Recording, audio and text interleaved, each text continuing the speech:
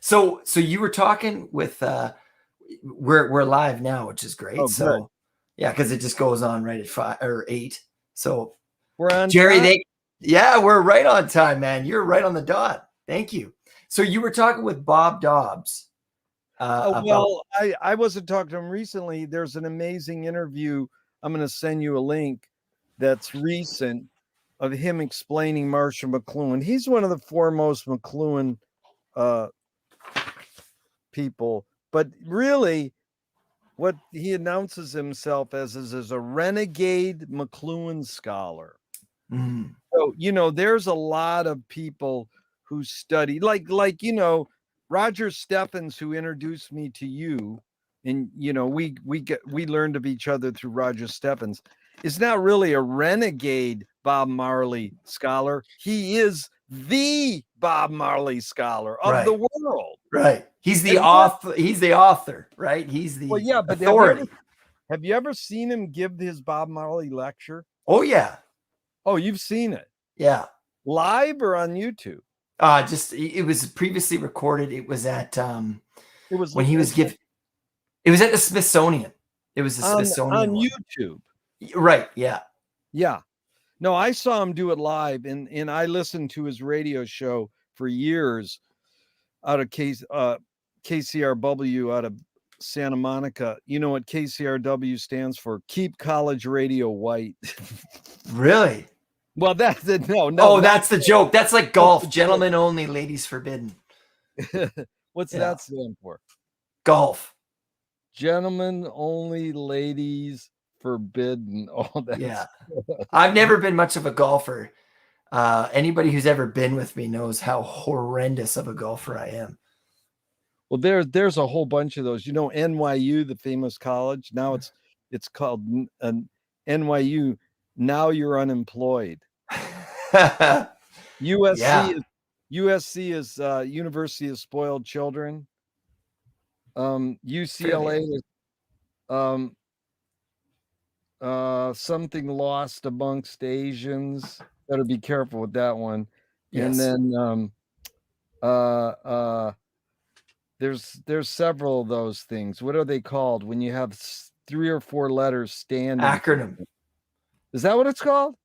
Yeah, but that should be like a pseudo acronym, because that's not the real acronym. Well, those are pseudo acronyms. Yeah. I guess we just named that literary device. Yeah. Yeah, but Bob did a recent interview, which is sort of like the guy's like, well, I don't know much about McLuhan. Can you help me?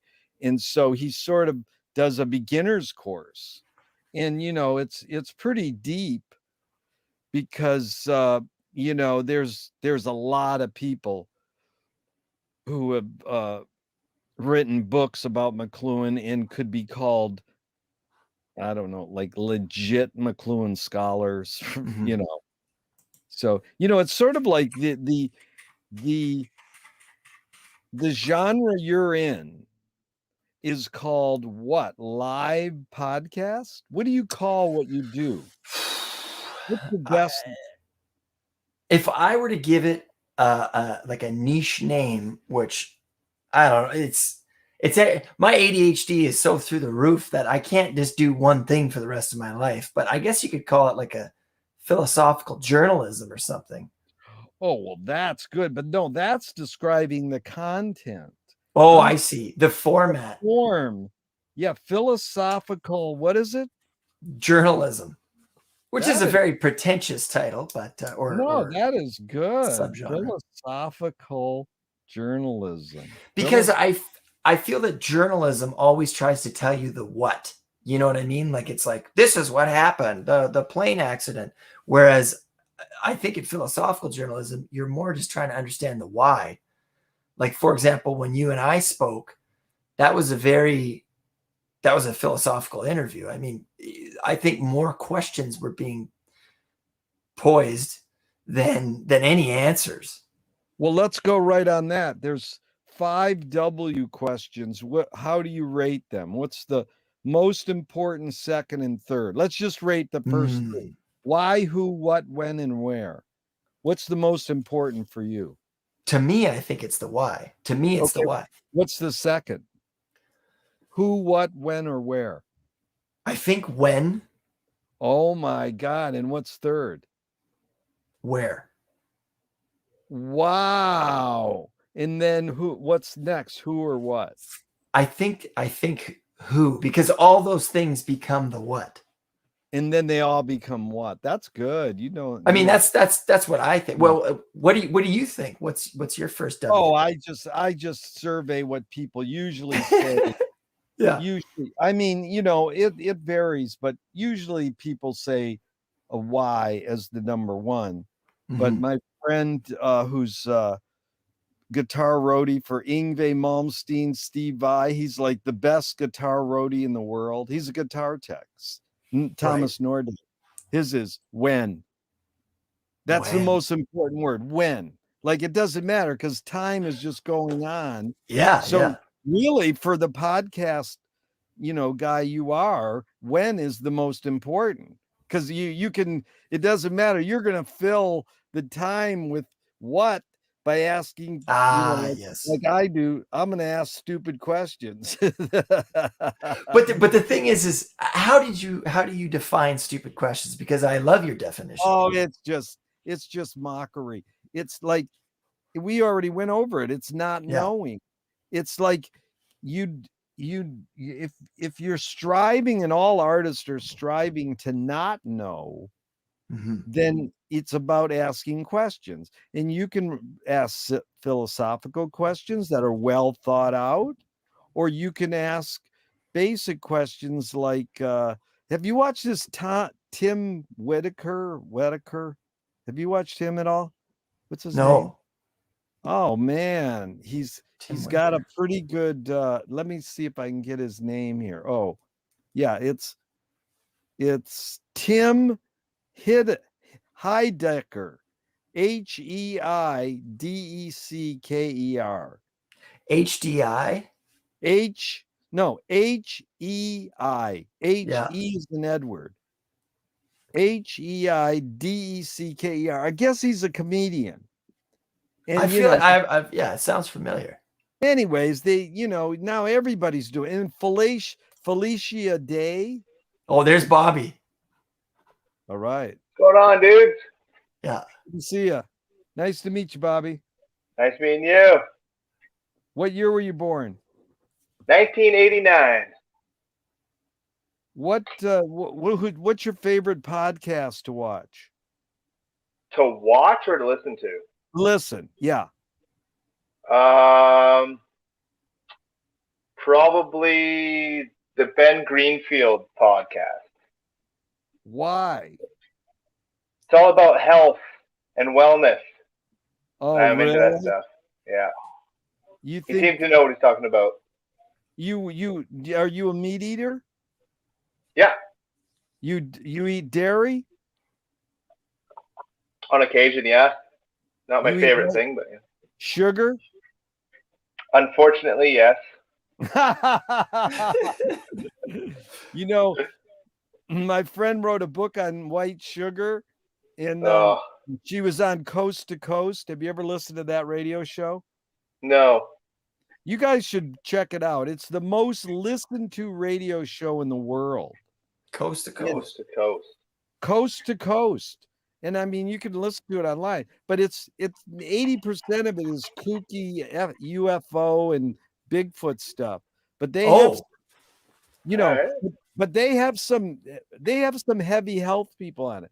So she got on there with her book. She's a legitimate doctor and alternative doctor, and it was anti-sugar book, and she sold 6,000 copies of the book the next day because she was on Coast.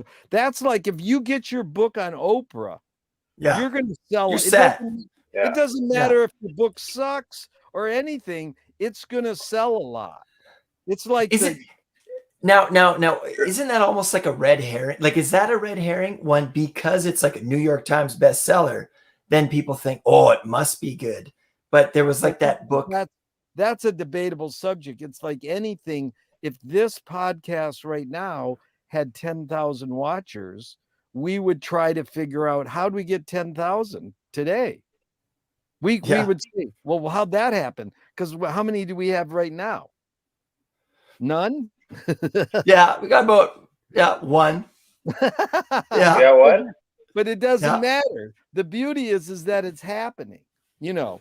Right. And so back to my point is that she said that when human beings processed white sugar, the Mm. Black Plague hit because our immune systems broke down. Now, I've been saying that for years, and somebody goes, that's bullshit. You know, so it's like it depends on like you feel Bobby feels like Ben Greenfield is legit. Yeah. And that then the question is why do you feel he's more legit than someone else? What's the feeling you get that it causes you to believe him? The reason I like Ben Greenfield specifically, now I like science, but I'm not that scientifically gifted. Like I don't know what enzymes are doing what to your body, but he goes very in depth with.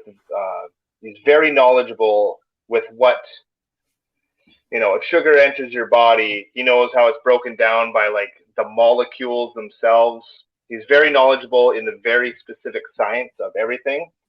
Now that alone doesn't, just make him a smart dude or, the guy I want to listen to, but the guests he has on are also very smart. And then he keeps up or even, I guess, tells the guests things that they don't even know, which I'm like, all right, this guy must be pretty legit. And so, but does he talk over your head? Is it a lay person's terms so the normal person can get enlightened, or is it a little highbrow science? It's a little highbrows, but usually his guests are a little on the layman side. Because they're trying to sell their book or something. Precisely, yeah. Yeah. It's not like I walked into it and knew everything as soon as I'm learning along the way just from things that they've been teaching me. Right. So you go for one that is for your body. Exactly. Rob, you told me you go for Joe Rogan, let's say. Yes. And what do you go for Joe Rogan for? What? Your mind, your soul, your body? What? Because Bobby put it in good terms. He says, I'm going to go listen to something that will help my body. Mm-hmm. Mm-hmm. So what do you go to Joe Rogan for? I think I love having my conceptualization of the world being shook. And I think that the more different perspectives that you hear, the more you realize, oh man, maybe everything's just a collection of random, hasty decisions and choices and things like that. That the more that you learn, the more that you can kind of be like, all right, okay, so why not question everything?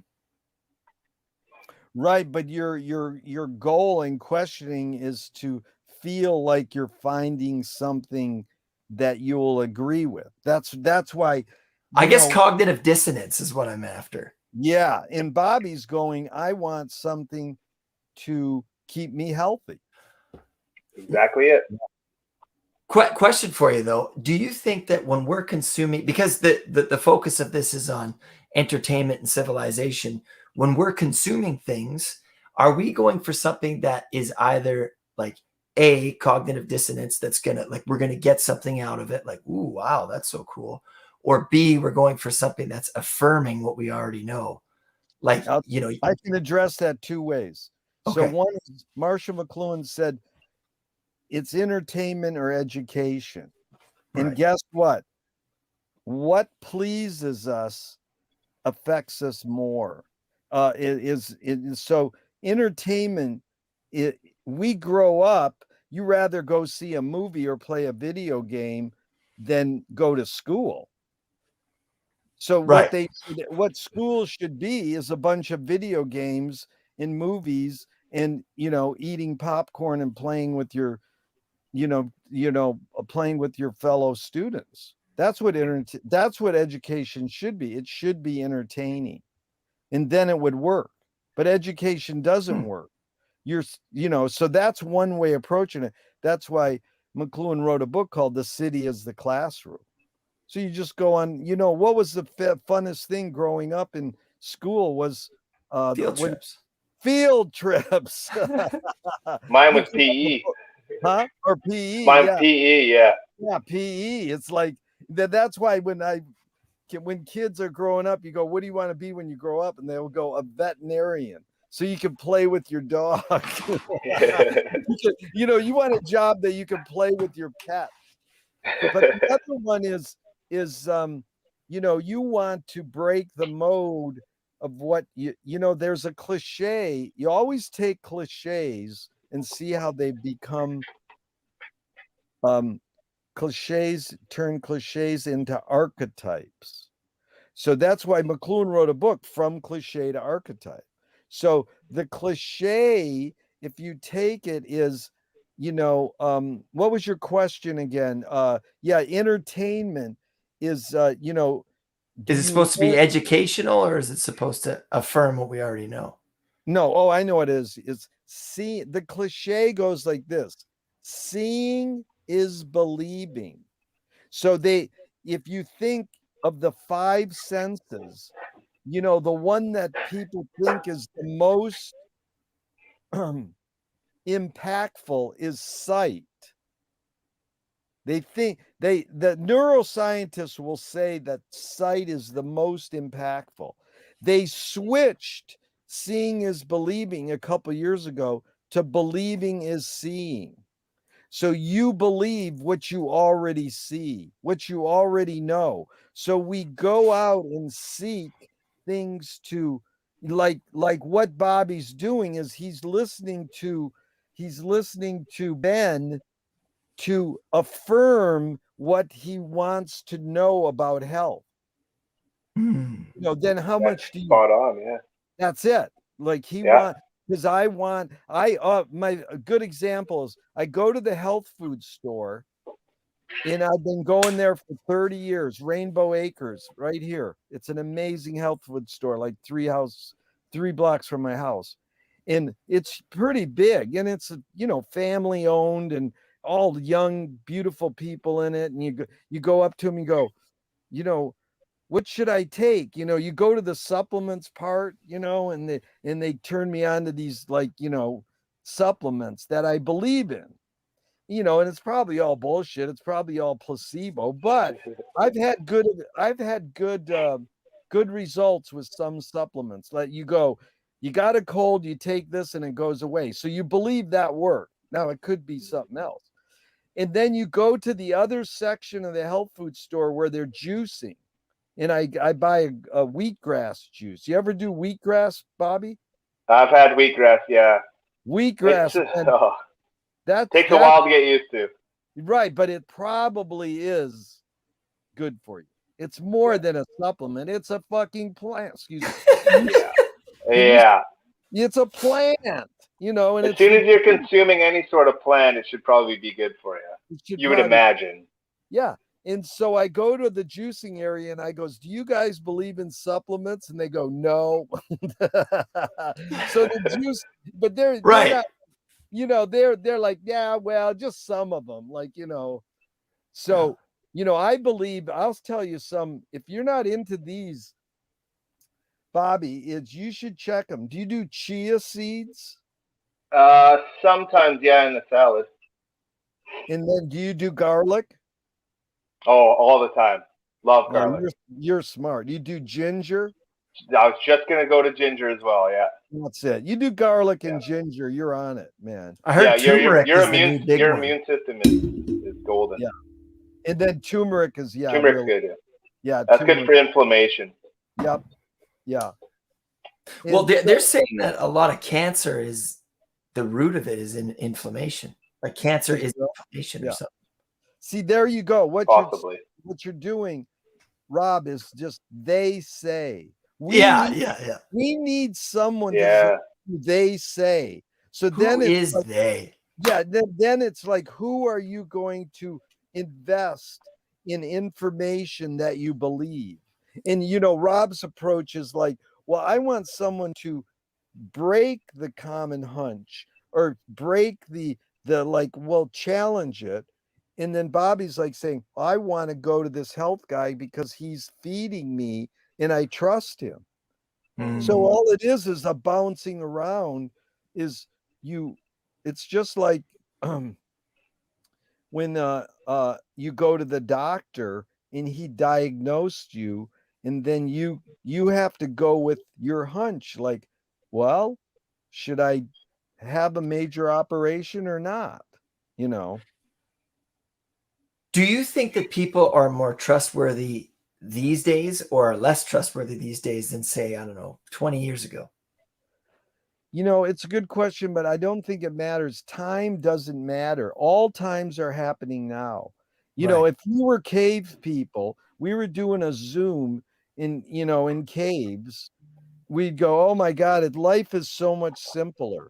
Life is just life, and you can make it as complex as you want, And the point is I think to do both of what you guys do. Like, the good thing is, now we should switch it and then say, okay, Bobby, who do you not trust, but you want to hear?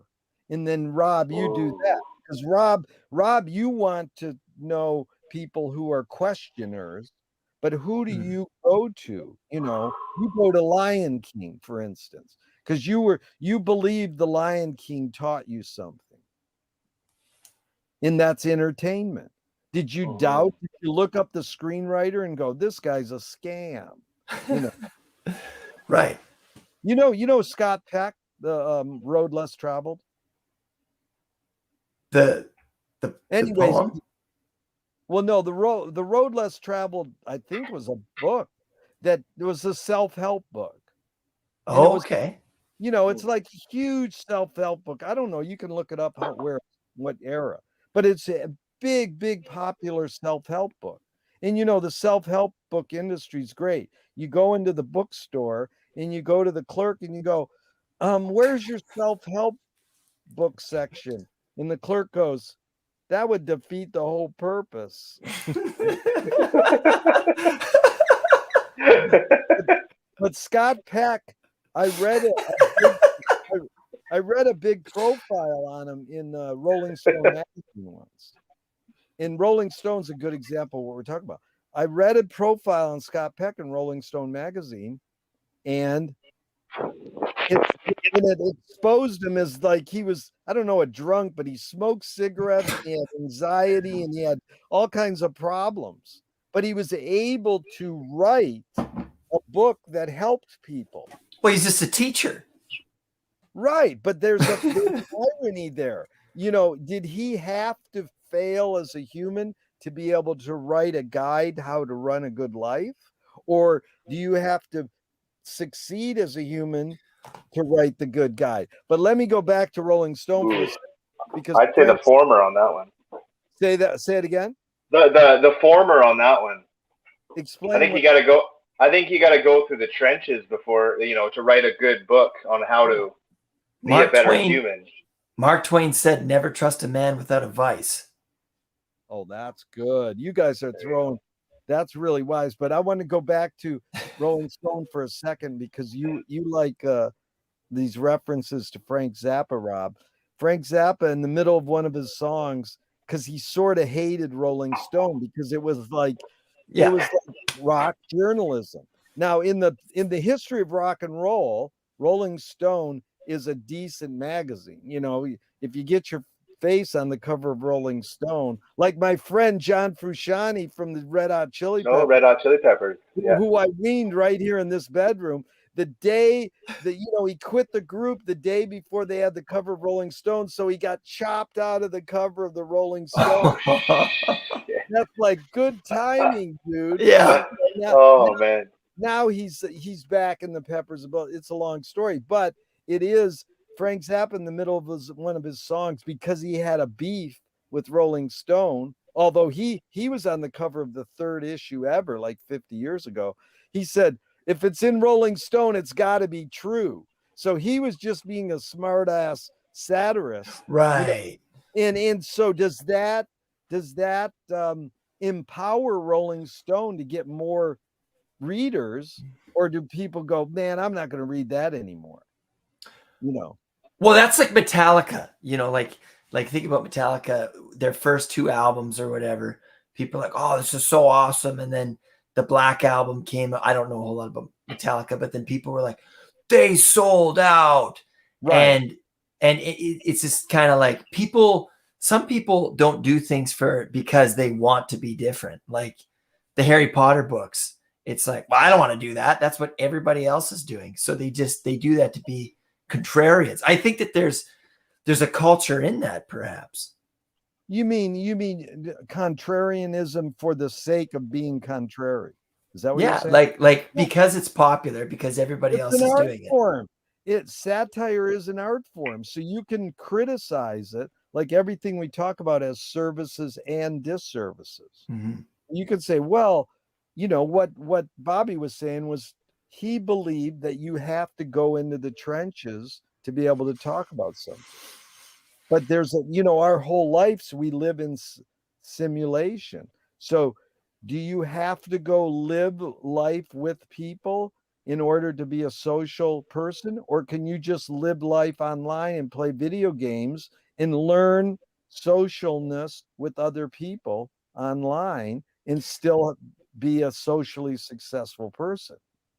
I had a conversation with a student that I work with, through my work, and I made a little mini episode about it. But it's what's better, reality or virtual reality? And this student, he said he would play 8 hours a day, like he would be in the VR for such an extended period of time. And I would ask him, I was like, so what's better, reality or virtual reality? And he said that reality is better.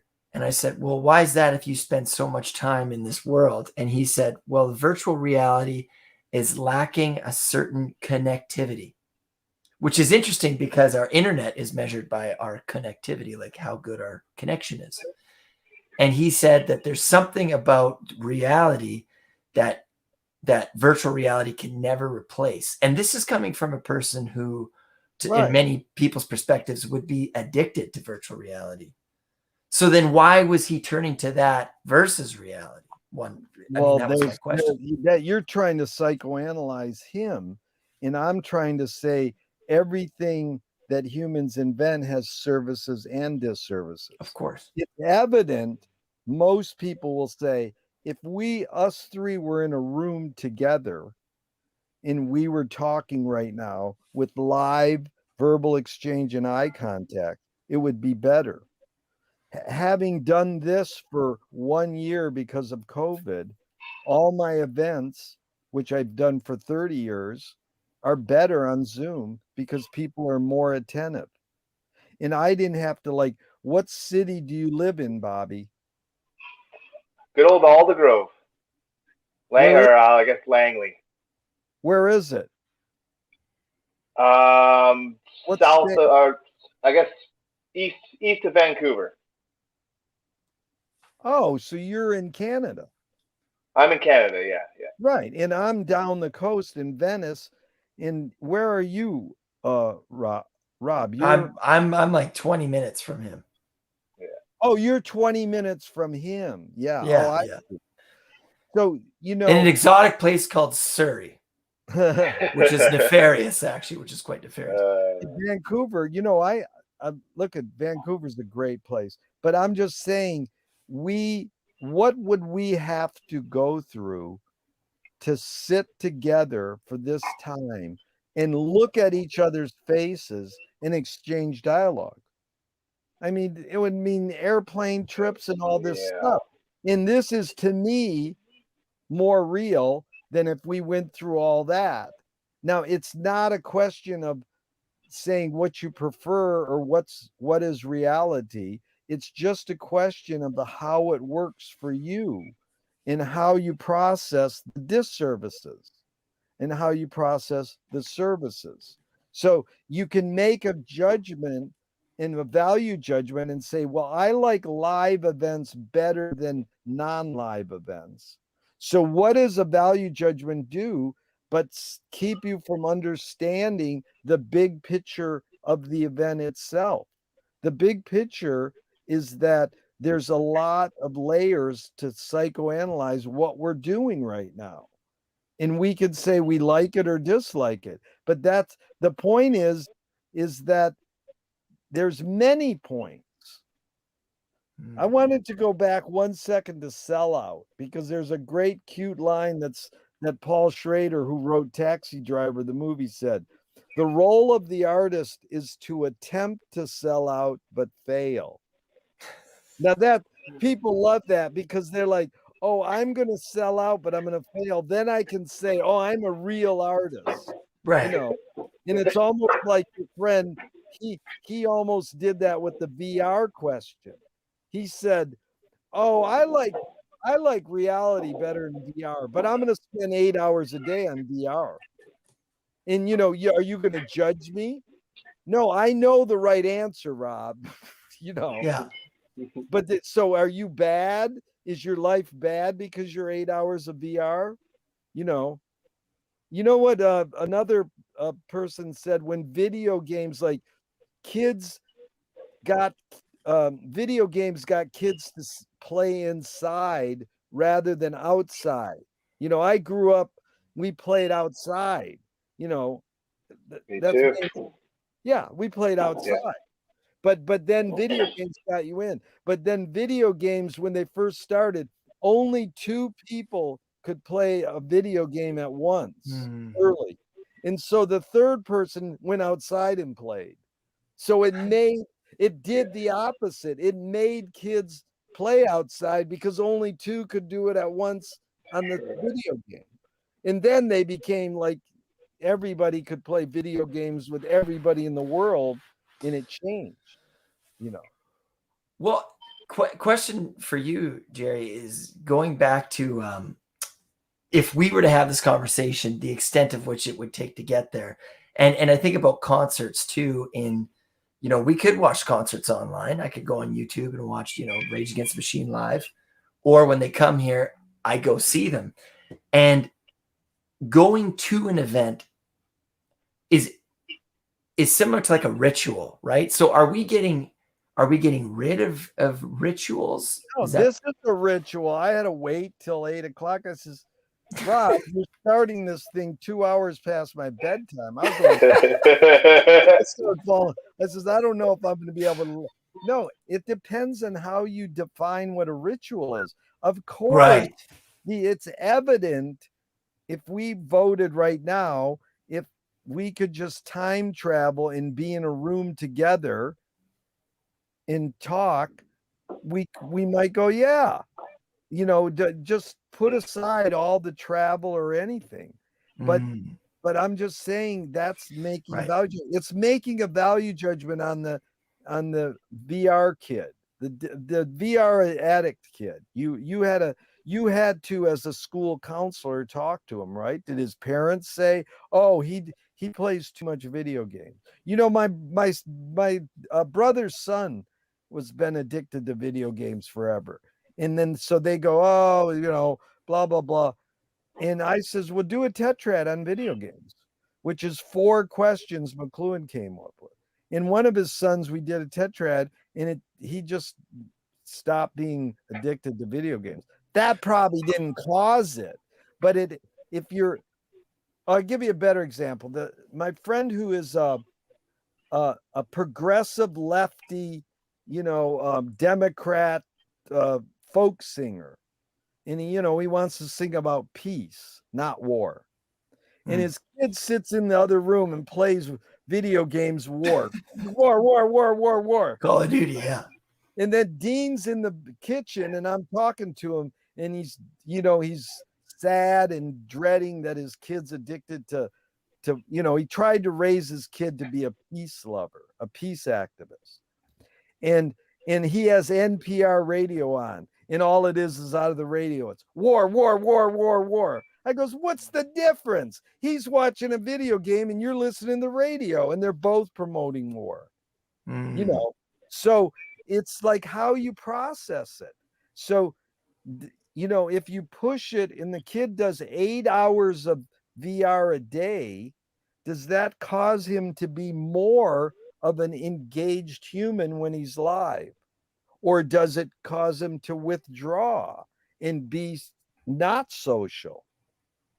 Well, that's how do you study this hidden psychic effects of anything we invent? That's it. If you study the hidden psychic effects, let's just go ahead. Well, I was going to say, I like things like addiction and stuff like that. People do these things like alcoholism or whatever. They're doing that because they're getting something out of it. Right. What's wrong with that? But well, I mean, therein lies the answer, right? It's like, well, what is the person getting out of it? Versus if you're like, this is wrong that you're playing this game for so many hours a day. It's like, okay, but why is the person doing it? Like, let's try to understand the why.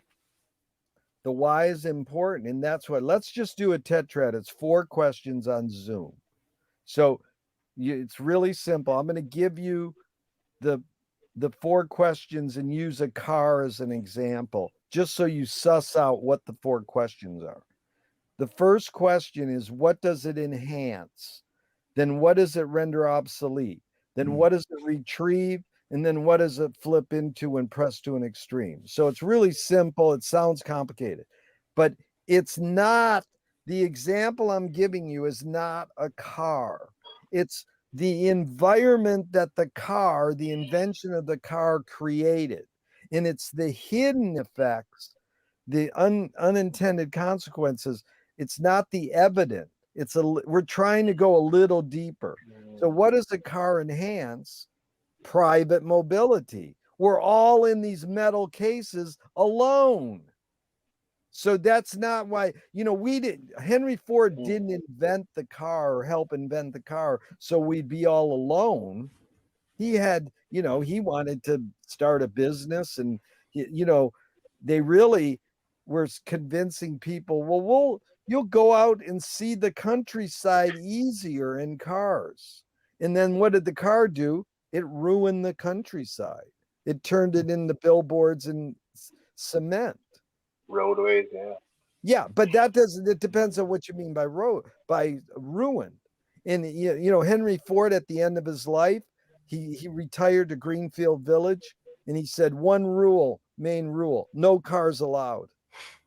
So, we know cars have services and disservices. All 3 of us were raised in a world where we're in cars from day one. That right. We never lived in a carless world. We don't know about carless worlds. We spend a lot of time in a car. That's it.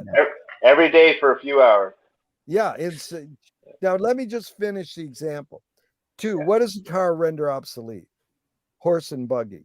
It doesn't mean there's no more horse and buggies. It doesn't render them obsolete completely. There's still horse and buggies, and guess what? Guess what they call a car's power? Horsepower. So it transfers over. And what do you do if you're in Central Park in New York City? You take a romantic stroll through the park in a horse and buggy. What are the Amish doing in Pennsylvania? A lot smarter than all the other farmers. They're using a horse and buggy. They're not ruining the earth with cars. They know that horse and buggies still work. But generally, cars rendered horse and buggies obsolete. 3, what does a car retrieve? This is poetic. This is metaphor. It brings back, it retrieves the knight in shining armor. You're covered in metal and you're on a journey. I'm going to drive to California and do a live Zoom with Jerry. You guys get in your car. You're like knights in shining armors. We're on a journey. So that it retrieves journey.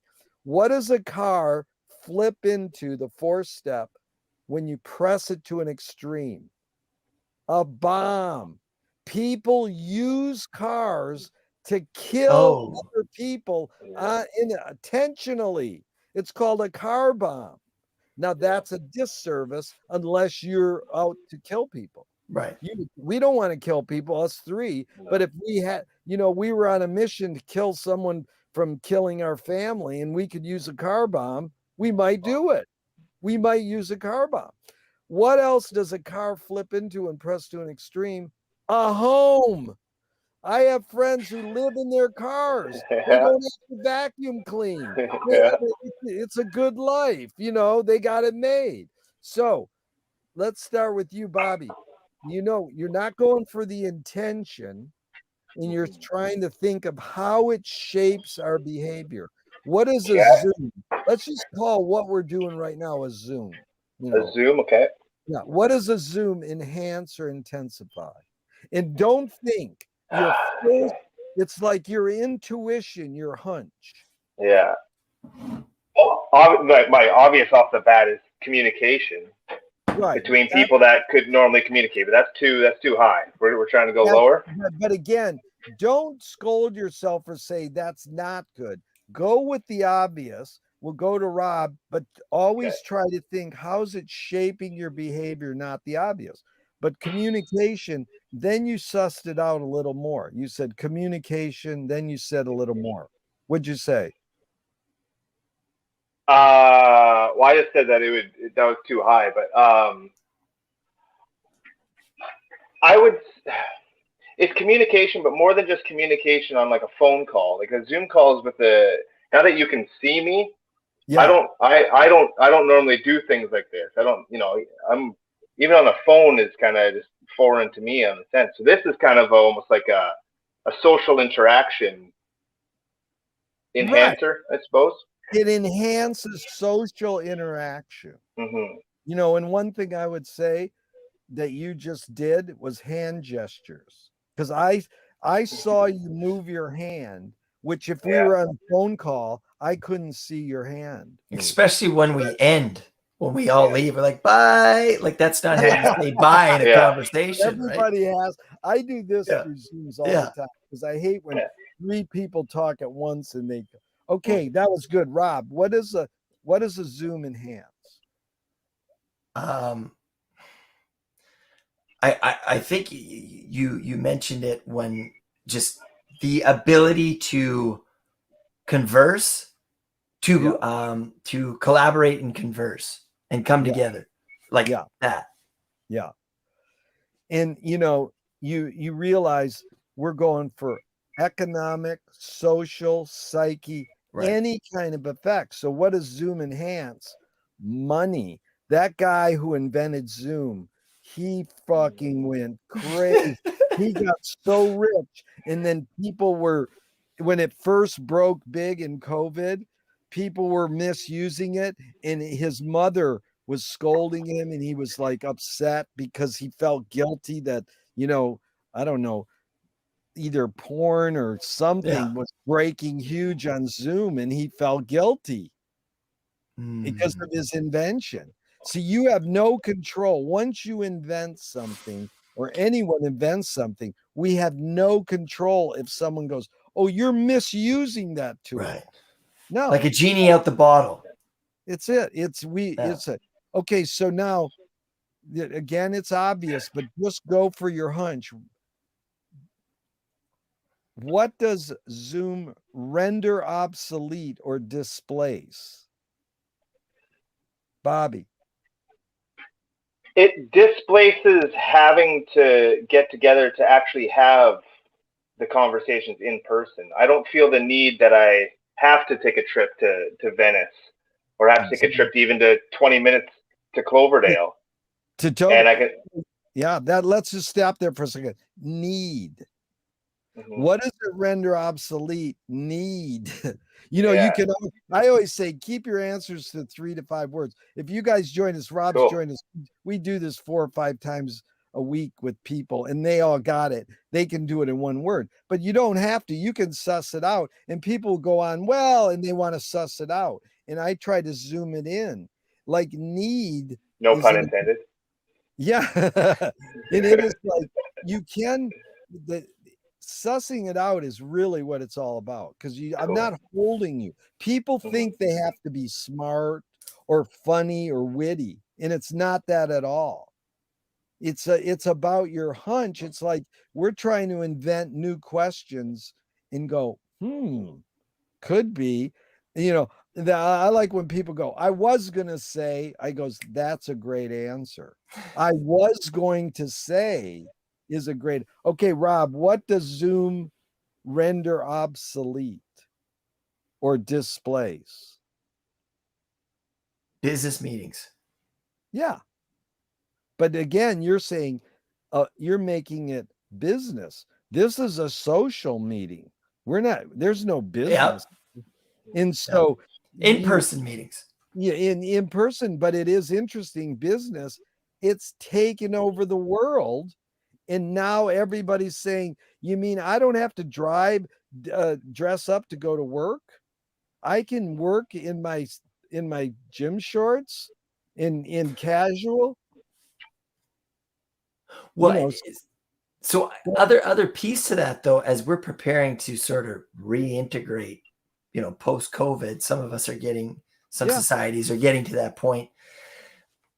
It sounds like some people are like, we've experienced this sort of this Zoom, and it's forever changed us, or maybe it hasn't. But a lot of people who have worked from home, or some people that I've spoken to, they're like, oh man, I kind of miss going into work. Of course. Yeah. Because we get attuned to way, like Bobby, you said how many you drive, you spend half your life in a car. If all of us, yeah, if all of a sudden you did everything in your backyard and you never had to drive anymore, how would you adjust to that? There would be a change. We are, you brought up the word ritual. We're addicted to routine and ritual. It's a safe place. McLuhan was in Canada and he said an amazing thing. He says, when you get up in the morning and you drink a cup of coffee and read the newspaper, it's like getting in a warm bath. It doesn't matter what you're reading.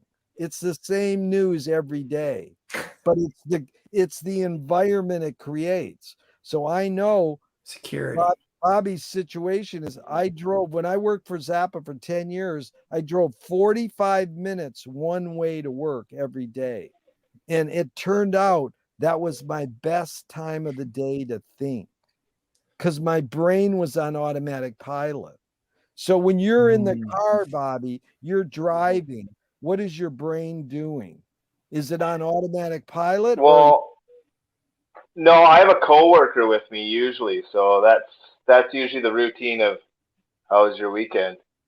Oh, it was good. Yeah, mine too. All right, what do you want to do at work today? All right, cool. And then maybe throw on some tunes. Right. Yeah. So it is a social thing. It is a social thing. It's usually a little more exciting than that. I kind of dumbed it down a little bit, but it usually is a mundane sort of, just like, especially going into work, you got to wait for the coffee to hit you, and you kind of just, I wouldn't say it's a thinking time for me. Right. But is it a relaxing time or is it tension? Mostly relaxing. Yeah. So you got a cake job? Sometimes. I'm a painter, so it's hard work, but it can be a cake job, yeah. You mean after you drive to the place, you got to paint with spray or with brushes? Whatever I need to do that day, I do both. Do you breathe fumes? Yeah, all the time. You wear a mask? If I'm spraying, yes. And we don't need to with the brush and rolling, though. Is it oil based or water based? No, all water based. All water based. A couple primers are oil based, but that's about it. Yeah. And so, what does Rob? What does a Zoom render obsolete or displace?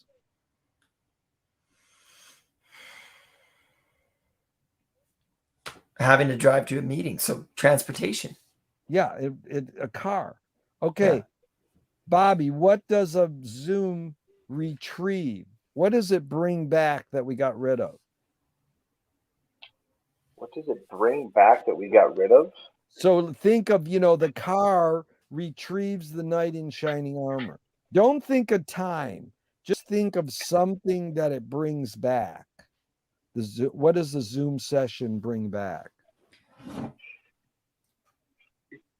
Community Yeah, good. in a time that we don't. Yeah. Yeah, community is good. Okay, Rob. Yeah, I have to agree. I think direct conversation, because you could be in a party and just, hey, how's it going and stuff, but whereas this, you're like engaging in the conversation. Yeah, we call it direct experience. When for a year of COVID, I was not deprived. I could still get on my bike, ride my bike, a mile down to the beach, go along the beach and see all my friends and still talk all through COVID. Now, some of them wouldn't wear a mask, so I'd go, okay, hi. And I wouldn't, I would try to stay 6 feet away and honor all that. But usually when I was with a person, I was saying, dude, you should come and do Zooms with us. They're really good. Here. And I would frame their face with my hands. And I goes, we're doing a live Zoom right now. See, you're giving me eye contact. You're not looking at that cute woman in the bikini walking Right. by. You're looking at me and we're having direct communication. There's no bikini women flying by in our Zooms. On our faces are like this. You watch those. In my Zooms, I have all these rules. I go, no eating, no chat room, no share screen. I don't want people to shift out of this, Hollywood Squares box we're in. So that was good. So the third step of the tetrad is always the campfire, the water cooler talk, community, what you guys said, because every invention probably is invented so that you can share it with another person. That's why we invent. Do you have? Go ahead. Do you have a cell phone, Jerry?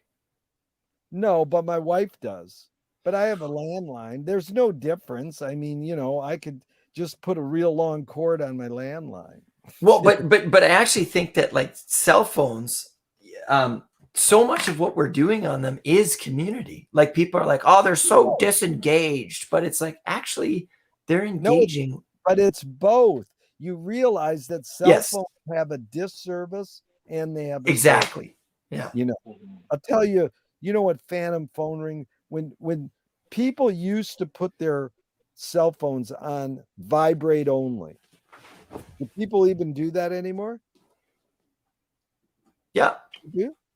And so they get a vibration on their pocket. They go, oh, someone's getting a hold of me. Great. So when we grew up pre-cell phone, we would hear phantom phone rings. We'd be in a room and we'd think we heard the telephone ring. Because we invented the telephone, it's a way people get a hold of us and acknowledge you're living. I know you're there. I'm reaching out and talking to you on the phone. So we would go, oh, someone must be wanting to get a hold of me. Oh no, I just heard a phantom phone ring. So then you get in your bed, you take your cell phone and put it on your bedside stand, and you'd feel a phantom vibration on your leg. Have you ever heard of that? Oh yeah, I have. Yeah. I've experienced it numerous times. That's a hidden psychic effect. Definitely. Your body's imitating. It's biomimicry. It's called too, but it's you're imitating the hidden psychic effects of a cell phone. Now, is that healthy? Well, again, it has services and disservices and how you. So now you take the fourth step, just so we get through the tetrad. The fourth step is, what could a Zoom flip into if you press it to an extreme? So remember, with a car, it could flip into a car bomb, or it could flip into a home. So if we were sitting around with Henry Ford and we said, hey, dude, let's invent cars. And he goes, hey, let's do tetrad analysis first on it. It's a guessing game. We're not going to know that people are going to use it as a car bomb because it's just being invented. So So that's why anything new, it's good to do tetrad analysis on, but it's also good to do it on old. It's just 4 questions. So, what, Bobby, we'll start with you. What could a zoom flip into if you press it to an extreme? Oh, I'm having troubles with this one. Well, that's all right. This one. But see, there's your answer right there. I'm having troubles with it. That is your answer. Yeah, now you'll think it out because your hunch, your impulse, your emotion was, I'm having troubles with this. That is your answer. That's what tetrad is: first thought, best thought. But then now you can think it out. Rob, I'll give an answer to Rob. So Rob, what could zoom flip into if you press to an extreme? The Matrix. Perfect. Yeah. And that's the 2 guys who are both girls now who made the Matrix. I told you, Keanu Reeves came into our bookstore after he starred in the film, and he bought all the McLuhan books because he knew that that's where the root of what they were doing was from a Canadian, because he was one step removed from America and he could observe things a little better. Let's say. Oh, yes. Well, it's, yeah. If you're not knee deep in it. But what do you mean by the Matrix? Put that not in a iconic, summary of a movie title. What do you mean by saying the Matrix? Illusory enslavement. Yeah, illusory enslavement. That is good. Illusion. Yeah. I couldn't even say it. Yeah. But the idea that here we are in this bot, like, we're making our vision smaller. Yeah. And thus imprisoning ourselves. Meanwhile, I could go outside and go for a walk or something like that. Yeah. Right. Yeah. And that's good, because if you realize we live life walking forward, but in order to understand it, you got to walk backwards. So it's like fasting. If you take anything backwards, you might be able to see it, or you do without it. So, if you lose your keys or your cell phone, literally stand up and take 4 steps backwards, and it will lead you to finding, because it will help your body shift. If you believe that, I got some swamp just off the coast. I'll sell it cheap. But it is. But the other thing, though, is there is the power of belief. If you said that, and I'm like, I'm losing, because I lose shit all the time. Just talking. No, try it. If it works, I will. No, I will actually try it. I'm not saying. I just humor is the best way to teach people. 100%. Well, satire is the best. Satire is humor. Yeah, and in my opinion, called there's a cult guy, Gurdjieff. Have you studied Gurdjieff yet? Meetings with Remarkable Men. Watch that movie. In Gurdjieff is one of the great, philosophers who, they say he's a cult or whatever, but he was smart. He said, laughter is the reconciliation of yes and no. And I love reconciliation because in the middle of the word, you have the word silly. Reconciliation. And then my friend taught me oscillating has the word silly in the middle of it. Oscillation has silly in it. And so, it, having your kid, you can act silly. You can be free and realize, is life really that serious? And what you do is you get to be silly with your child and relive how great it is to be a kid. Once she gets old, say, would you rather be a kid or an adult? Start asking your kid that when they can talk. Well, hear me out, because this is not something I'm dead set on this answer.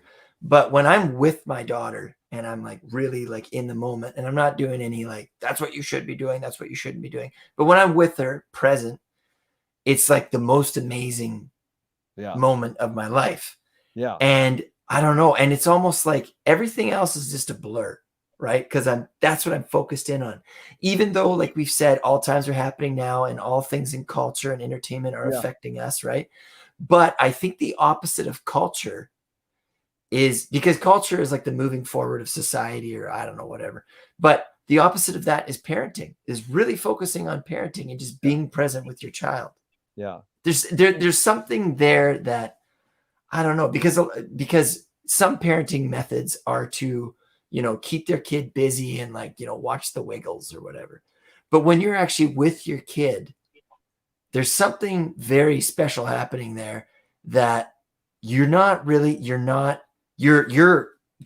disconnecting. Yeah. You let them teach you too. 100%. You don't have to say this, don't do that, do this. You just let them walk around. You're with them. Yeah, and let them, all you do is grab them if they're going to jump in front of a car. But otherwise, if they're running down the street, you just, let them run, Yeah, I mean, like kids are far less annoying, because a lot of people are like, kids are annoying. Well, they're far less annoying when you're with them, like when you're present with them. When you're present, yeah. True that. Right. But when you're not present with them, they're always getting into shit. Like my daughter drew on my fence today, and I was like, Sophia, come on, right? But had I have been present with her, that wouldn't have happened. Why is that bad? What's wrong with drawing on your because I painted that fence. Because Bobby painted. That was his art. We defaced this. It's a nice looking fence. Yeah. Now, you know what? With her drawing, it might be a little better. Who knows? well, graffiti is a pretty spectacular form of art. I mean, Pompeii, they unearthed Pompeii, and there was like something akin to, have you ever heard of Kilroy? Oh, yeah. Like World War II. Yeah. There was this picture, this guy, his nose is sticking over the fence, and it's like Kilroy was here, and it became like kind of iconic. Anyways, back in Pompeii, when Mount Vesuvius erupted, there was some guy who did graffiti, and it was like Mike was here, but it was a name of the time. Yeah. But for us to see that, or let me speak for myself, for me to see that, it makes it seem very contemporary, in the sense of like, this wasn't then, like people do that now, like people ran on bathroom stalls, like Bill was here, and the same thing was there, and it humanizes history. Because for me, when I look at history, I detach myself from it. I'm like, oh, that was then. I'm not the same person. But really, how much have we evolved in our brains in 2,000 years? I don't think very much. Well, that's my hunch. The word, that's good. You summarized that really well. There's two things. The word humanize you gave was really important. McLuhan said the most human thing is technology, is our inventions. Now, we would think, no, the most human thing is me to sit with my daughter under a tree and just be with her. But, you invent gesture, spoken word. There's a lot of inventions, which are technologies. When McLuhan says that invention, media, and technology means the same thing. Anything humans invent. And that's a really debatable thing. But we invented every word. There wasn't some secret thing like a tree that had words. Humans invented words. Now, did we invent gesture? Probably. We went, oh, that means stop. Well, some society might mean that means go. So the other thing he loved to say was Balinese have no word for art. They do everything as well as they can. So when she starts drawing, you give her paper and pencil. Is she going, oh, I hope this gets on the refrigerator art gallery and they put it up? She has no sense of what she's doing. She's just like, oh, wow. No sense of hierarchy. No sense of anything. It's like art is McLuhan and Warhol said it best. Art is anything you can get away with. The big art news from a couple days ago? Oh, he sold a sculpture for $18,000, but it's nothing. It's invisible. Now that's amazing. Oh, it's invisible. Oh, right. It's invisible art. Yeah. No, The people Emperor's laugh. New Clothes. No, dude, that is the greatest art in the world, because he got it out of Marcel Duchamp, who first started doing this in the 20s in Paris when Joyce wrote Finnegan's Wake. It's called conceptual art. Yes. He knew that art, he already was an artist. Duchamp knew how to paint. He says, I want to change art from an eye experience to a head experience. So it's going to be the relationship of the title to the piece of art. And all I'm going to do is take a urinal and say, that's my piece of art. And he did. He started conceptual art with the urinal. Now, there's another guy you should study. He's called the Question Artist in New Yorker magazine. And he did this years ago, but he studied two things growing up: economics and dance. I can't think of his name right now, but if you Google New Yorker magazine, the Question Artist, you'll get the article on him. And he started doing that. He would sell nothing, and people would pay him $10,000 because they're art collectors and he's an artist. And so he didn't have, he would have no receipt, no nothing. The guy who sold the invisible sculpture. He had a receipt.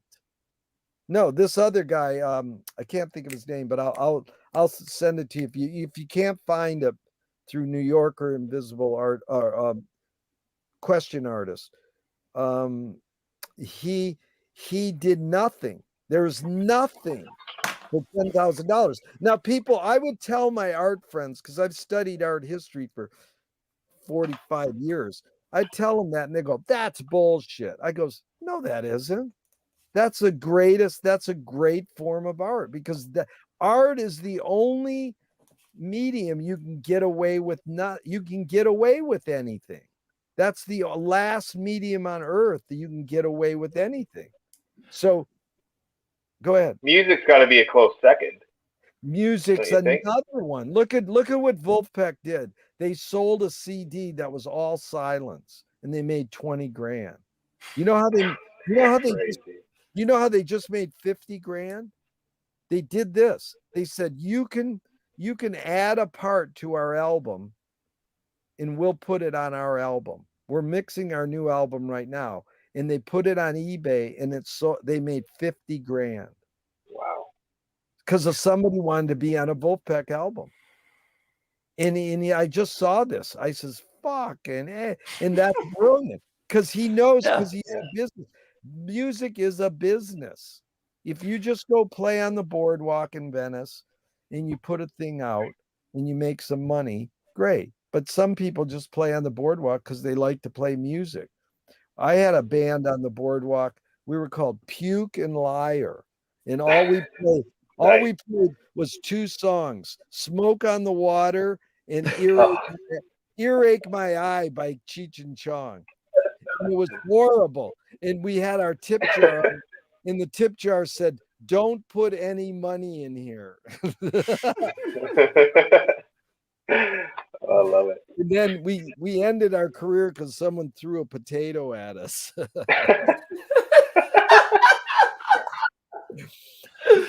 But that's good you said music, because Walter Pater says all art aspires to the condition of music.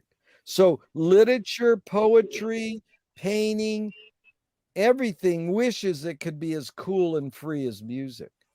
Because music, you create it, it's gone.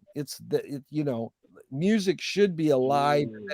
Tom Waits said the best music doesn't want to be recorded. But see, we all live in a time when we know music because of the recording of it and the playback.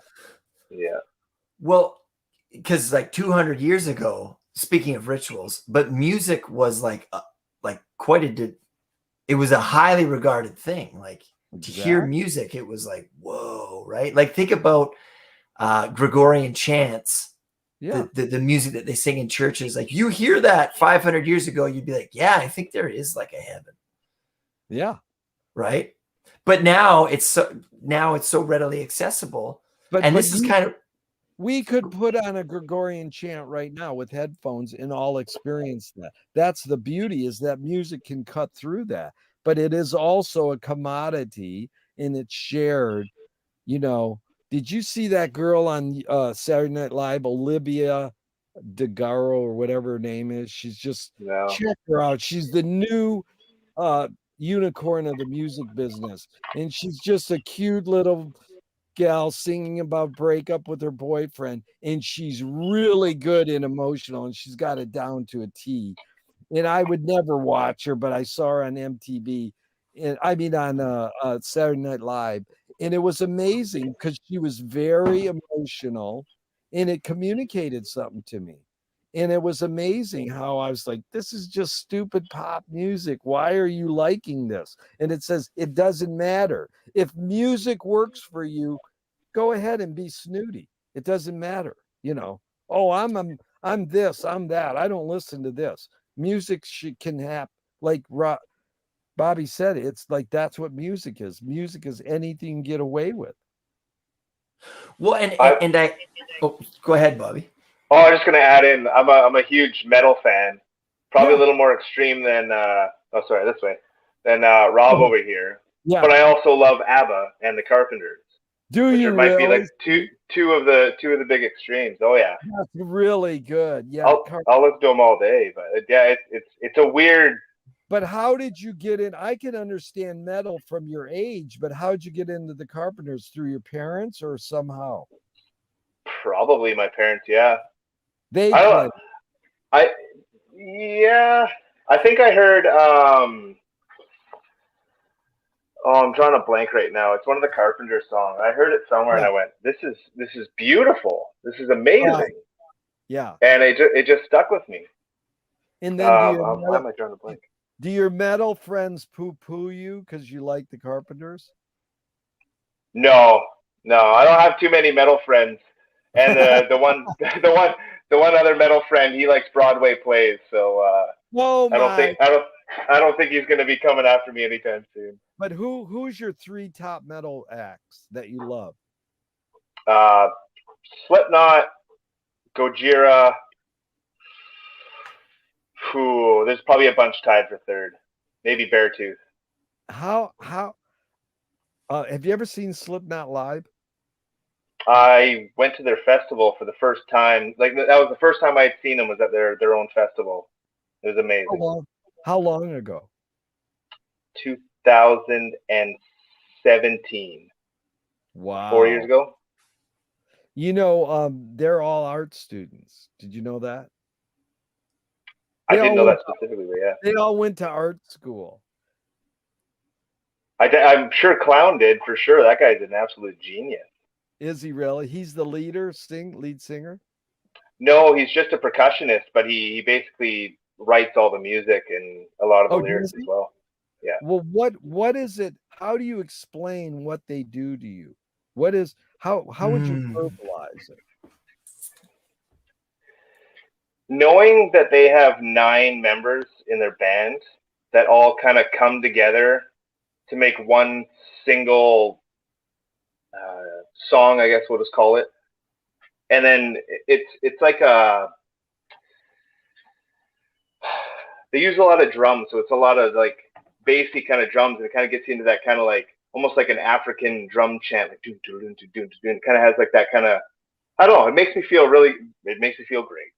That is good. You really explained it well, because the drum is, then you do a tetrad on the drum, because the humans invented drum, because it's their primitive sound. But and again, what you said is 9 come together as one. It blows my mind. That's amazing. Yeah, 9 different people doing their own thing to come together to make one masterpiece. I find. But didn't one of them die in the last couple of years? Yeah, the bass player, Paul. What did he die of? He overdosed. Wow. But on prescription medication or something like that. I'm not exactly sure what it was, but yeah, I think it might have been prescription something. Yeah. What you mean? It's if he OD'd on heroin, it'd be worse. Yeah. It might be better. Who knows? But what were you going to say, Rob? You're going to say, yeah. Well, I don't know what I was going to say. Well, is art, so I think that we've touched on this, but break it down into its quantum. Is art trying to control, or is it trying to give us absolute freedom? Well, now you're anthropomorphizing the word art. So then you try to define what is art. I mean, we're artists right now because we're doing a really good Zoom. So we're Zoom artists. So, the guy who collects your garbage is a garbage artist. And, I mean, do you treat your job as an art form, Bobby? Definitely, yeah, for sure. Yeah. And so it depends on what you define art is. Artifice. What you do is you study etymology. So every word, you go to etymology online, you put it in, and you find out where the word came from. And then you're like, what? Artifice is art, is artificial. So why do you want to recreate things? Whoa.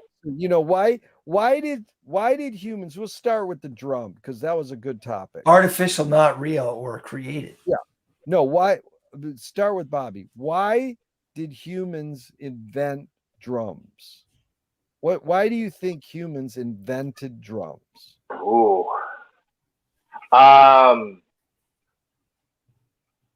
This isn't one of the what do you call it? A tetrarch? Tetrad is TETRAD. It's not a tetrad, but we could say just a regular question. No, but we could say, what does a drum enhance? But it's basically, we're sitting around, we're cave people, and we're like, why would we invent a drum? It's anthropology more. It's like we can guess, but I'm asking you to guess why. My guess was it came by accident, which I think most things did back then. But I think, if someone kind of just, hit a rock or something, they kind of do it in some sort of sequence. And who knows, maybe they had a little head bob at the time. They go, oh, what was that? Right. What the heck? And then they kind of just get into it, and maybe they start moving their body to the sound. And right. Now listen, what you said was amazing. By accident. Probably by accident. That is funny. Okay. Rob, why did humans invent drums? Don't think about it. Community, come together. To come together, yeah. So he immediately said, oh, the other guy said, oh, I like that. You know what? If you study Mickey Hart, the drummer for the Dead, he wrote a book on it, which I think is well researched. He said, as a warning. So they go, the dudes over there are coming to steal our food. Doom. Yeah. Doom means if I hit it twice, that means they're close. If I hit it 3 times, they're right next to us. Get ready, So it's communication of a warning. Then what you were saying is, Bobby's like, oh yeah, that feels good. And the other guy goes, that feels good. To dance. We invented drums so we could dance. We dance, yeah. So, now you take it to Twyla Tharp is one of the greatest choreographers ever in America. There's a movie out called Twyla Moves. So she's done dance with Billy Joel and jazz guys and Philip Glass and everybody. She's like the go-to great dance lady. And she's 80 years old, and the movie shows her doing her dance on Zooms and shows you the history of her. It's a really good movie, shows you the history of dance in America over the last 50 years. For the first 5 years of her dance career, she specifically said no music. And I thought that is the heaviest thing, because she said, I want to get in touch with my art form. And I know it's all about music. But if I fast, I do without music, I'll get more in touch. So that's why Duchamp, how do you make a piece of art that's not a piece of art? How do you make a piece of music that's not a piece of music? Like Beck made a silent CD, and everybody bought it. They put it on in the middle of the night when you're sleeping. It was like a joke or whatever, but it you know. And so, how do you write a book that's not a book? Finnegan's Wake. Go ahead, Rob. Well, I was going to say that by creating nothing, people are like, that's not art. This is art. And then it almost like it rejuvenates what that is, perhaps. Well, that's why if you ever fast, why do you fast? Have you ever fasted? Yes. Twice a year, yeah. Why? It recycles all the old stuff to bring in the new stuff. And why do you fast, Rob? I just to kind of jumpstart my metabolism. Yeah. Because if the food that you eat, you store it in your body, right? But yeah. So it is cleansing. It's right. do without. So yes, also, thank you. Also, yeah, thank you. Yeah. Also, if you fast or just do without anything, because it doesn't have to be with food. It could be watching TV. It could be meditation. Anything. But it makes you appreciate it more back when you go back to whatever you want, especially if it's food. Yeah, absence makes the heart grow fonder. So I've been doing this for years. Our meetings were 3 hours long, and I said we could come in here and do a meeting for 3 hours and not talk. No talking allowed. We do it at gesture, writing notes, or just looking at each other. So one of these Zoom sessions, Rob, you just say, okay, we're going to do a Zoom. Okay. And then we're not allowed to talk for 2 hours or however long it lasts. But could we communicate through hand signals? You can do whatever you want. You can make the rules, but it's how, so it's like, then when humans invent something like the drum, then how does it shape our behavior? And so two great drummers come to mind. Ginger Baker from Cream with Eric Clapton. Where'd you get your drum style from? I was in London when they bombed us during World War II. So all I heard was boom, boom, boom, boom, boom, boom, boom, boom, boom, boom. So you listen to his drum style. Whoa. And him taking what's dominant in his life, and it becomes his art form. Then the drummer for James Brown, Clyde Stubblefield, lived in Ohio. On one side of his house was a factory. On the other side of a house was a train track. So it was like, pss, pss, pss. So he invented funk drumming from the fucking environment he was in. Crazy. Right. And so, that's what you wonder where Slipknot got their percussive oriented sound. What was it? They live in industrial, and then they start, being art students. Pete Townsend of The Who, he would smash his guitar, and people would go, why are you smashing that guitar? It's valuable. And, we're peace, love hippies. You don't smash things. He got it from his art teacher who taught him about these artists who would smash things. People don't realize that The Who are they're not angry. They're just rich art kids imitating their art girl. And all the power to them. I like Pete Townsend, and it's good music. But again, it's interesting to find the roots. The guy, Rob, you would be intrigued with, I just learned about today. One amazing fact of it. His name is Terrence Malick. He's made about 10, 15 films. His most famous are Badlands, and Days of Heaven, and then you might know some of his films, but they're not real known. Sounds familiar. Then I think no. Anyways, Terrence Malick is a theologian. He studied philosophy. And so he made Days of Heaven, like, I don't know, 50 years ago.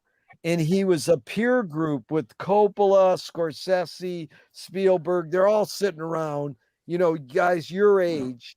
And they go, hey, take a look at my film and tell me what you think. And he showed all his peer group Days of Heaven. They go, dude, you're not, your story development is good. The narrative doesn't quite work. You know what he did? He took the narrative out instead of trying to improve it. So it's like a meditation on staring at trees for 2 hours. He's very meditative, Tree of Life is the film you should see, because that's new. See Tree of Life, Rob. All right. And you'll see that he's got more and more, like, take the storytelling narrative element of film out and make it, you're just staring at trees and clouds, And so then, like, that's the opposite. Most people want, I didn't get there. What's the story? You're staring at a moving image art form, and all it is 130 years of filming plays. Well, that's not taking advantage of the art form. The art form is moving pictures. What were you going to say, Rob? Well, I remember when you said that, like, Hollywood films, I use that in parenthesis, blockbuster films, they're just theatrical plays that have been captured on film. Whereas, right, but there's more to it. But it is interesting how narrative became the dominant in filmmaking. Like, you use Matrix as a big, thing in your life. It's part of your life, or Star Wars or whatever movie is a big part of your life. And it tells a story or a fable or something, that you go ahead. Well, I was gonna say, but what's Beowulf? What's Homer's Odyssey? I mean, those were fables too. People seem to connect with those more than they connected with. But do you tell stories, the same 5 stories over and over, or do you reinvent how to tell the story, or do you make up a new story? That's the interesting thing about, like, what is, like, okay, why did humans invent storytelling?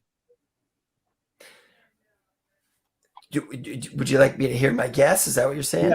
Yeah. I think they created stories to pass messages on that captured the values or the virtues of their society. Yeah. That's like the opposite is John Waters. He's a successful filmmaker. He rooted for the Wicked Witch of the West in Wizard of Oz. When everybody else is rooting for the good witch, he was rooting for the bad witch, And so did he do something wrong? Well, he became a famous and important filmmaker. But I mean, it depends on how much you think. Do you know about his film Pink Flamingos? No. Pink Flamingos is John Waters' first film. It's probably 60 years old. And a woman who's a transvestite, in one shot, you see a dog take a shit, and she picks up the dog shit and eats it. And there's no edit. It's done for real. It's not like an exercise in poor taste. An exercise. Yeah. So I mean, that was his that was just like, what the fuck that. And then he made films. The rest of his, or he's still around, and he's an artist, but he got over on Hollywood. And he got into making films. And people were like, what the fuck? So he did something, but it was the content. Right. It was the content. It wasn't his style. Wasn't really different. It was just a kid with a movie camera. Anybody, now anybody can make a movie with a cell phone. Right. Well, we just call it TikTok. Yeah. That's exactly. TikTok's a perfect example. TikTok is, why make a 90-minute film? What is the running time of a TikTok? What, how much? How 30 long? seconds, I think. Yeah, 30 seconds maybe. Yeah, Have you watched any? I've seen some. Yeah.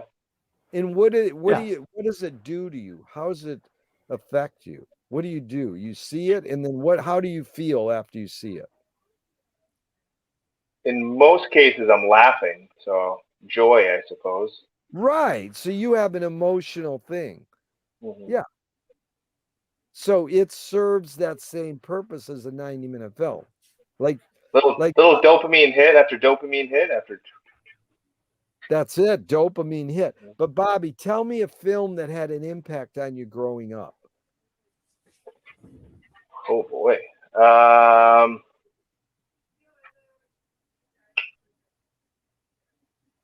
don't know why, but Zoolander comes to mind.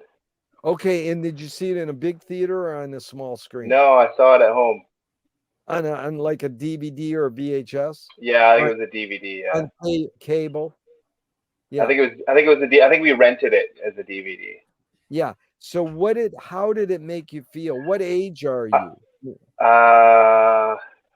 when you see it? Now that I'm thinking about it, I think the reason that one comes to mind is because we stopped it about 3/4 of the way and we had to go to bed, but it was kind of at that cliffhanger sort of place.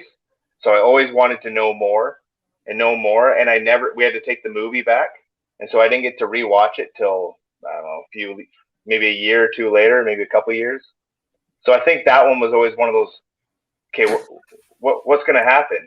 You know. Wow. So but it was like the biggest cliffhanger, I guess. But it was because your parents said you have to go to bed. Basically, yeah. That also, was it was a funny movie. Right. They says, but you have to go to bed, and then you never got to see it. So that's a very interesting thing. And now tell me another film growing up. One that just had an impact on you, or you can remember. I would probably say, what's that? What's that one? There's one where the dog passes away. Okay, that's enough. You don't have to Marley and Me. Oh, Marley and Me. So how did it make you feel? Is it because of the? Go ahead. It was because the dog passed away. You get an emotional attachment to the dog, and it sets you up for that hammer to get dropped down and rip your heart out of your body. Right. See, that's what the symbolist poets did, was teach people that you produce the effect. You paint the effect more than the painting. So you go for an effect. So they knew they were going for effect. It will be emotional for you to have an emotion. So then it's like processing emotions. Yeah. Like how do we process emotion? Do we live it live, or why do we have to recreate it through a movie or a book? Why don't we just have emotions in life? Yeah. Probably because they bring them out for you. Right. That could be. Yeah. Sorry, my phone's about to die. Yeah, I got to crash out anyways, but this has been highly enlightening, dudes. Really. Well, fun. thank you for joining us. Yeah, thank you. As I suspected, we went off on a wonderful journey of a tangent. Well, we did. I'll try to send it. Entertainment sucks to keep it all focused.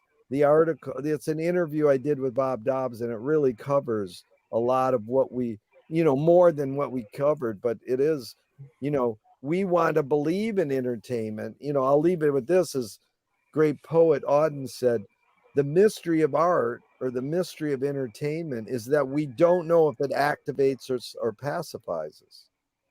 So, would Bobby been better off if he had a dog and it died and it went through the real life situation, or he could experience it on a movie screen and then it will help him process it in his life? So we don't know. The mystery is we don't know if it's an activator or a pacifier. Right. Wow.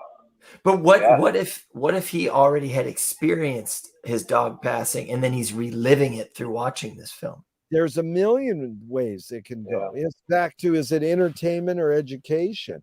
So, the beauty is that we don't know, if watching a violent film alleviates you of doing violence, or it causes you to do violence. Right. There's so much. It's called causality. Yes. And we don't know enough about causality. It's forever, a mystery. We want to know right now what caused COVID, and does the vax work? And if, can I go back outside? And there's so much gray area. How do you process the gray area? It's called the resonating interval. It's the gray area. It's the in-betweenness. Like, I know, Bobby, I was a painter. Painting is great because when you do the last one, you look at it, you're like satisfied. Yeah. You colored inside the lines. Mostly, yeah. Yeah.